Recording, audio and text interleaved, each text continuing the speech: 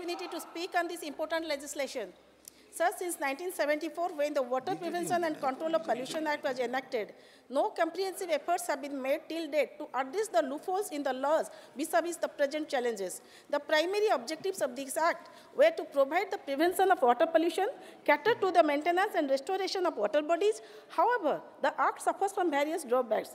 It is silent about the groundwater management policies and fails to deal with the indiscriminate tapping of groundwater. Over the first few decades, the country has seen rapid urbanization and industrialization, causing pollution loads, which are higher than ever. Subsequently, the quality of Indian water bodies has declined drastically, and many water bodies have been lost or have shrunk considerably due to encroachment or pollution-induced eutrophication. Therefore, this amendment bill is very relevant. Under the Indian Constitution, the judiciary has included the right to clean water and environment under the ambit of Article 21, 48, and 51G of the Constitution of India. The court has observed that right to clean water is a part of the basic necessity of human lives to life, and state is duty-bound to prevent the water from getting polluted. In the leading case of MC Mehta versus Union of India, the court held that preventing the water of river Ganga from being polluted was the need of the hour. In 2021, Parliamentary Standing Committee on Water Resources had lacked the fact that as many as 48,900 rural habitations were affected by water contamination due to arsenic, fluoride, iron, nitrates, heavy metals, and high salinity. The parliamentary panel recommended that the department focus its attention on these habitations. On these backgrounds, Amendment Bill seeks to find remedies in existing law. Firstly, the bill intends to streamline the appointment of the key officials of the State Board.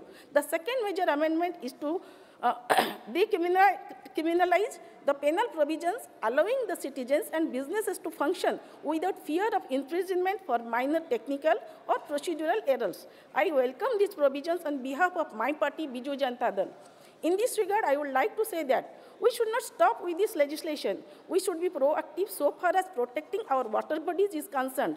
Odisha state government, under the able leadership of Honorable Chief Minister Sri Naveen Patnaik ji, has initiated the process to set up a state water informatics center, SWIC, a body dedicated to handle and monitor water resources, data from flood water, groundwater, surface water, and rain water, among the others. The state government is also actively working on the rolling out safe drinking tap water supplies. Water Corporation of Odisha, WATCO, an ISO-certified Government of Odisha-owned not-for-profit company, started its journey with only 3 numbers of ULBs in 2019. By March 2023, it is now operational in 29 ULBs, covering more than 65% of total urban population of the state towards drinking water supply and sewage management. It is likely to cover all the 115 ULBs of the state in the following years. Sir, there is an urgent need for preventing our streams, reservoirs, rivers, lakes from being polluted.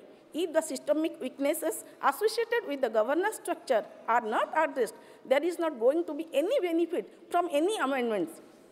India needs a robust monitoring and enforcement system that can detect and arrest pollution at the source. The government must ensure strong, transparent, and accountable mechanisms that strengthen the policy and achieve its objective. Thank you, sir. With these words, I conclude.